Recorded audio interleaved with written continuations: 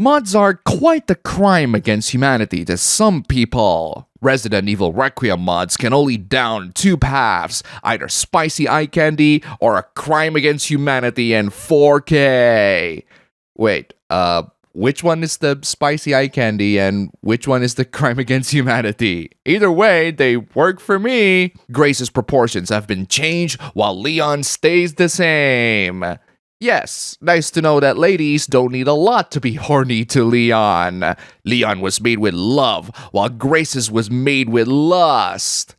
And that's a bad thing. Why? We do get plenty of comments like this justifying the sexualization of men while deriding the sexualization of women. I guess women should be protected way more at all costs, even the fictional ones. However, I can assure you that while these people have bad takes, at least you're not as pathetic as this guy. This is not a healthy mentality to be in. This game blackpilled me. Why? Resident Evil Requiem is positively received and sells incredibly well. It doesn't innovate too much, but it does a great job at keeping many players happy. Why are you so depressed about it? Years of showing female fan service was erased from most franchises, only to be mocked for it. You are blackpilled because you're being mocked for liking female fan service? I don't like fan service being reduced either. People have been mocked for asking a little bit more, but if I don't get what I asked, I just move on. It's not the end of the world. I can get my fan service solutions elsewhere. The world isn't ending just because game companies stop giving us what we want. They do that all the time, even back then. Now, sexualizing men is praise, while Sims treat the most mid-female character like the holy grail of gaming. Wow, you just called Grace Ashcroft mid, and you wonder why you get mocked. The game made billions. We will never go back. Then gaming is done for you. It's not done for me. It's not done for everyone else. It is done for you. Leave. Why don't you do us all a favor and leave before the audience gets pissed off? Alright, let's be over with the doom and gloom, especially when you have a great game with a great cast and a surprise return. Sherry Birkin has an interesting evolution in the Resident Evil series. She turns from your regular girl that needs to be saved to a genuinely competent agent, and I think she is incredibly underrated. Her return in 6 is not only a welcome surprise, but a rather attractive one too. And yes, when she did show up in Requiem, I just went like this. Thankfully, Sherry, the older Sherry that is, gets to be in a good Resident Evil game that is positively received, not a game that is universally reviled, and for good reasons. The gameplay, level design, severe lack of horror all just creates this incredibly lousy package of a game. But despite all that, I still like the actual story, their cinematics, and Sherry Birkin has grown considerably well. She's equally cute in Requiem as well, even when she's in her early 40s? Sorry, why am I talking about Sherry? IGN took your ass for a bot because you voted like a pedo. Good riddance! Excuse me, what are you on about? Who do you think Leon S. Kennedy should be married to? Well, he's been chasing Ada the whole time, so I'll vote for her, especially when I can take Claire all on my own. I guess it's pedo because Leon is like the dad figure for Sherry, but it's really just another taboo ship. That doesn't make the person shipping them an actual child predator. I want to take a break from talking about how fiction can turn people into predators, but I do want to talk about another thing that is taboo in some societies: piracy. It's one thing to not be a fan of piracy, but we really have to be honest here. Pirates are doing the most important work of preserving film history. Well, Yes, the thing about piracy and preservation of media in general is that preserving it requires the removal of many of its copy protections. A Netflix show being streamed still has the copy protection of requiring a Netflix subscription to access, but a pure MP4 file containing the same show is free and unrestricted. For games, it's the ROMs or install files that you need.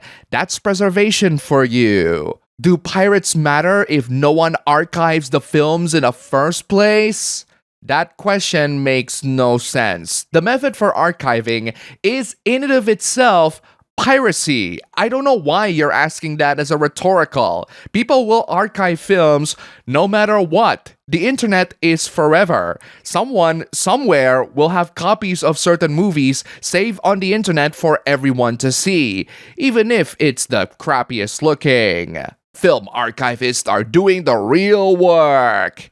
Yeah, they do that by removing the media's access protection. They turn a secure Blu-ray with DRM into an MP4 file. They turn a Netflix show that can only be accessed through a Netflix account into an MP4 file that can be played by most video players today and streamed to any browsers today. Piracy is good, but it's just laughable how some pirate accounts on here pretend to be the only thing preventing the entire medium of cinema from dying. Those pirates are also film archivists, the same way those film archivists are pirates. Film archivists also remove the arbitrary restriction to watch the films so that the films can be preserved for the future generations. Film archivists are doing exactly what pirates are doing, except unlike pirates, they're not sharing them to everyone else for free. And sometimes, they even get permission from the copyright holder to preserve them. But then again, so are pirates. A 1080p MP4 file is not film preservation. Yes, it absolutely is. MP4 files can be copied and duplicated to any modern storage devices and can be played by any reasonably modern computer or phones. Saving the raw films is preservation, but to think that it is the only way of preserving is simply not true. One thing that is difficult to preserve are emerging VR technologies that are still expensive to this day. I have never seen someone this ridiculously out of touch. I don't understand. This stuff is real. It exists. You can actually buy it, and yet the VR market is almost dead. Yeah, I want you to walk back to that statement you just said. You can actually buy it. Well, technically, yes, you can buy it in the store, just like how you can buy a real estate mansion. Just because it's available for sale doesn't mean everyone have the money to buy it. What happened to the kids in the 90s who dreamed about this possibility? The economy got worse. Necessities eat up almost all our budget, and we don't have money for games, let alone a whole VR rig and a treadmill. This would be really awesome for rent in the arcades, but we don't have arcades anymore, do we? Why do modern kids now go crazy for games where you don't really do anything? I don't know, because solitaire is fun, stimulating for the brains, and can run on anything. This stuff finally freaking exists, and yet the video game market pretends it's invisible. They don't pretend that it's invisible. They just can't buy it. Are you so out of touch with reality and the current economy that you must act baffled on why people can't afford rigs like this? Let's go back to normal video games playable with normal rigs. Marathon. The last time we discussed this game, it was plagued with plagiarism accusations, but apparently that issue was resolved with a rather boring ending that you might as well not even bother to look up. The game is back on track now, and some people are genuinely enjoying it. Even so, there are some detractors that have the weirdest of arguments. Also, remember that your opinion about this game is biased. You have a bias for this game. Yes, that's what an opinion is. I'm sorry, is that supposed to be a counter-argument? Playing for the sake of it isn't fun. That's just being a good consumer. What? Are we seriously redefining the definition of fun here? If you have fun with your games, That means you're a good consumer. You're just a servant to the big corporations. That or they just enjoyed the product and they really like it, but they think that it could improve in some areas. Pro tip to anyone on the internet wanting to start an anti-corporate movement: stop attacking the consumers. You're not doing anything by making people feel guilty for buying or enjoying products. All you accomplished is being a douchebag online. Those corporations will still exploit their consumers, and attacking the consumers for it will only cement their opinions even further. It's one thing to suggest that someone is a corporate shill for liking a game. It's another thing to not support that person's hobby as a whole. Well, this guy is in quite the situation. Girlfriend said, "I'm a loser for taking Counter-Strike seriously." Yeah, unfortunately that happens with people who can't take her hobby seriously. She said that it's loser stuff to take video games so seriously. Yeah, I don't think you're gonna change that mindset anytime soon. How to stop people thinking you're a loser for taking the game seriously when you win major? You can't. There are just certain types of people who simply cannot take video games as a hobby seriously, and they're gonna keep thinking that way to their graves. You could say whatever you like about esports, but the guy is clearly passionate about it, and you really want someone close to you to support your hobbies and your future, even if they don't like it. But she's definitely not that kind of person, so I really think breaking up with her is one of the right courses of action. I suggest just talking to her about it and how you take this very seriously. Whatever your choice of gaming platform is, please do not be like this doofus. I think some people are way too terminally online on the gaming discourse. Nintendo is full of predators. This isn't the first time we've seen this.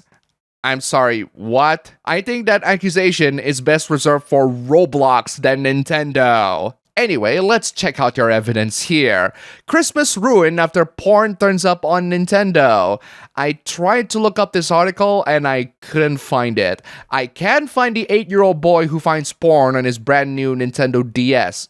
The DS? Not the 3DS? That's decades old by this point, so I don't understand why you even bring this up. How is this Nintendo's fault? Your next evidence of predators being on Nintendo is a collection of hentai games. Huh? What do those hentai games have to do with anything?